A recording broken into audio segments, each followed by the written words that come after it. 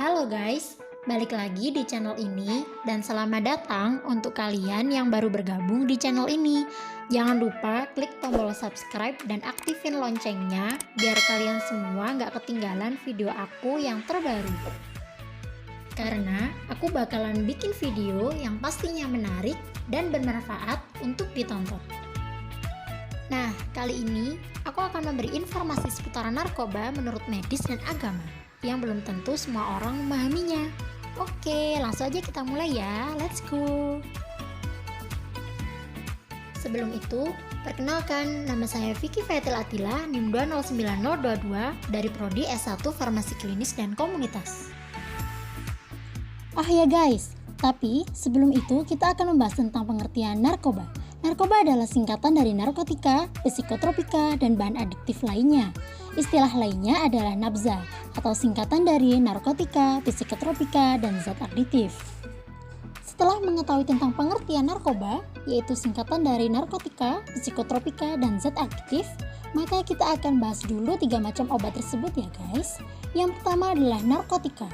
Narkotika adalah zat atau obat yang berasal dari tanaman atau bukan tanaman, baik sintesis maupun semi-sintesis, yang dapat menyebabkan penurunan atau perubahan kesadaran, hilangnya rasa, mengurangi, sampai menghilangkan rasa nyeri, dan dapat menimbulkan ketergantungan. Yang kedua adalah psikotropika. Psikotropika adalah zat atau obat, baik alamiah maupun sintesis, bukan narkotika, yang berkhasiat psikoaktif melalui pengaruh selektif pada susunan saraf pusat yang menyebabkan perubahan khas pada aktivitas mental dan perilaku. Lebih sering digunakan oleh dokter untuk mengobati gangguan jiwa. Yang terakhir adalah zat adiktif. Zat adiktif adalah zat atau bahan lain bukan narkotika dan psikotropika yang berpengaruh pada kerja otak dan dapat menimbulkan ketergantungan. Di dalam Undang-Undang Nomor 22 Tahun 1997 tentang narkotika, bahan ini bisa mengarahkan atau sebagai jalan adiksi terhadap narkotika. Nah, obat narkotika ini memiliki 3 macam golongan. Yang pertama dinamakan golongan pertama. Golongan narkotika ini hanya dapat digunakan untuk tujuan pengembangan ilmu pengetahuan dan tidak digunakan dalam terapi, serta mempunyai potensi sangat tinggi mengakibatkan ketergantungan. Yang kedua adalah golongan kedua. Golongan narkotika ini berkhasiat untuk pengobatan, namun digunakan sebagai pilihan terakhir. Yang terakhir adalah golongan ketiga. Golongan narkotika ini berkhasiat untuk pengobatan dan banyak digunakan dalam terapi atau tujuan pengembangan ilmu pengetahuan, serta mempunyai potensi ringan mengakibatkan ketergantungan. Setelah kita mengetahui seluk-beluk pengertian narkoba, sekarang yuk simak jenis-jenis narkoba berikut ini. Yang pertama adalah kokain, termasuk dalam jenis narkoba yang sangat adiktif dan bisa mempengaruhi sistem saraf pusat. Terbuat dari ekstrak daun tanaman koka, serta berbentuk bubuk atau kristal putih halus. Yang kedua adalah ganja, terkenal dengan sebutan cimeng, mengacu pada bunga, daun, batang, dan biji dari tanaman cannabis sativa dikeringkan. Yang ketiga adalah ekstasi, obat sintesis turunan obat amfetamin yang dikenal karena stimulannya atau membuat bersemangat. Ketika efek tersebut berakhir, ekstasi dapat memberikan efek kebingungan, depresi, kecemasan, dan gangguan tidur. Yang terakhir adalah heroin, berasal dari bunga opium poppy dan dapat dimanfaatkan sebagai pereda nyeri di beberapa kasus medis. Di dalam agama Islam, meminum narkoba hukumnya termasuk haram ya guys. Salah satu dalil pengharamannya yaitu Allah Ta'ala berfirman, Bismillahirrahmanirrahim, wala tulqu biaidikum ila tahluka. Shadaqallahul azim. Artinya, dan janganlah kamu menjatuhkan dirimu sendiri ke dalam kebinasaan. Al-Quran Surat Al-Baqarah ayat 195. Ayat di atas menunjukkan akan haramnya merusak diri sendiri atau membinasakan diri sendiri. Tahu nggak guys, pengguna narkoba terbanyak di negara Indonesia diraih oleh para lelaki dengan persentase mencapai 74,5% dan perempuan mencapai 25,5%. So, janganlah kalian menggunakan narkoba ya guys, terutama para lelaki. Kenapa sih aku saranin kalian buat hindari narkoba? Nah, aku jelasin bahaya dari narkoba bagi kesehatan kita semua ya. Yang pertama adalah dehidrasi. Penyalahgunaan zat tersebut bisa menyebabkan keseimbangan elektrolit berkurang. Akibatnya, badan kekurangan cairan. Jika efek ini terus terjadi, tubuh akan kejang-kejang, muncul halusinasi, perilaku lebih agresif, dan rasa sesak pada bagian dada.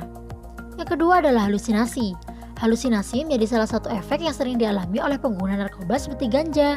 Tidak hanya itu saja, dalam dosis berlebih juga bisa menyebabkan muntah, mual, rasa takut yang berlebih, serta gangguan kecemasan. Yang ketiga adalah kematian. Dampak narkoba yang paling buruk terjadi jika si pemakai menggunakan obat-obatan tersebut dalam dosis yang tinggi atau yang dikenal dengan overdosis. Yang keempat adalah gangguan kualitas hidup. Bahaya narkoba bukan hanya berdampak buruk bagi kondisi tubuh, penggunaan obat-obatan tersebut juga bisa mempengaruhi kualitas hidup. Misalnya, susah berkonsentrasi saat bekerja, mengalami masalah keuangan, hingga harus berurusan dengan pihak kepolisian jika terbukti melanggar hukum. Nih, aku kasih bagi tentang proyeksi jumlah penyalahgunaan narkoba 5 tahun terakhir di Indonesia. Pada tahun 2016 mencapai 4.173,6. Pada tahun 2017 mencapai 4.248,4. Pada tahun 2018 mencapai 4.322,3. Pada tahun 2019 mencapai 4.395,8. Dan pada tahun 2020 mencapai 4.470,5. Tuh kan, meningkat terus kan dari tahun ke tahun? Ini adalah macam dari banyak macam akibat para pecandu narkoba guys. Yang pertama adalah merusak bagian tubuh. Contohnya wajah pecandu yang berubah. Yang kedua adalah sakau. Yang belum mengerti apa itu sakau, aku kasih tahu ya. Sakau adalah gejala fisik dan mental yang terjadi setelah berhenti atau mengurangi asupan obat. Biasanya, gejala tersebut ditandai dengan kecemasan, kelelahan, berkeringat, depresi, serta kejang-kejang. Yang ketiga adalah penyakit HIV/AIDS, dan yang terakhir adalah penyakit hepatitis B. Bagi yang belum tahu apa ada hukum bagi pecandu narkoba, yuk simak penjelasan aku berikut ini. Yang pertama, jika jelas narkoba itu diharamkan, para ulama kemudian berselisih dalam 3 masalah. Bolehkah mengkonsumsi narkoba dalam keadaan sedikit? Masalah yang kedua, apakah narkoba itu najis? Masalah yang ketiga, apakah hukuman bagi orang yang mengkonsumsi narkoba? Jawabannya adalah, menurut jumhur atau mayoritas ulama, narkoba itu suci atau bukan termasuk najis. Boleh dikonsumsi dalam jumlah sedikit karena dampak muskir atau dampak memabukkan. Yang ditimbulkan oleh narkoba berbeda dengan yang ditimbulkan oleh narkoba. Bagi yang mengkonsumsi narkoba dalam jumlah banyak, maka dikenai hukuman takzir atau tidak ditentukan hukumannya, bukan dikenai had atau sudah ada ketentuannya seperti hukuman pada pezina. Menurut penjelasan tadi, dijelaskan bahwa boleh hukumnya mengkonsumsi narkoba dalam jumlah sedikit. Tapi, kapan sih waktu itu? Yap, jawabannya adalah mengkonsumsi narkoba ketika dalam keadaan darurat. Beberapa jenis obat-obatan yang termasuk dalam nafza atau narkoba dibutuhkan bagi orang sakit untuk mengobati luka atau untuk meredam rasa sakit. Ini adalah keadaan darurat. Dan dalam keadaan tersebut masih dibolehkan mengingat kaidah yang sering dikemukakan oleh para ulama, yaitu ad-daruratu tabihul mahdzurat. Artinya, keadaan darurat membolehkan sesuatu yang terlarang. Imam Nawawi rahimahullah berkata, seandainya dibutuhkan untuk mengkonsumsi sebagian narkoba untuk meredam rasa sakit ketika mengamputasi tangan, maka ada 2 pendapat di kalangan Syafi'iyah. Yang tepat adalah dibolehkan. Nah, itulah penjelasan seputar narkoba yang wajib diketahui, khususnya para pemuda-pemudi ya guys. Jangan lupa isi kolom komentar apabila ada kritik dan saran, dan klik like and share jika kalian suka. Oke, stay tune di channel for next video. Sampai